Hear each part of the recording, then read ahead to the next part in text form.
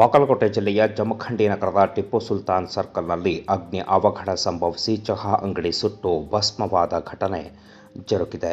ಇನ್ನು ಈ ಘಟನೆಯಲ್ಲಿ ಅಂಗಡಿ ಸಂಪೂರ್ಣವಾಗಿ ಸುಟ್ಟು ಭಸ್ಮವಾಗಿದ್ದು, ಕೆಂಪಣ್ಣ ಕುರಿ ಎಂಬುವವರಿಗೆ ಸೇರಿದ ಸಲ್ಗರ್ ಅಮೃತ್ ಚಹಾ ಅಂಗಡಿಯಲ್ಲಿ ಈ ಅಗ್ನಿ ಅವಘಡ ಸಂಭವಿಸಿದೆ.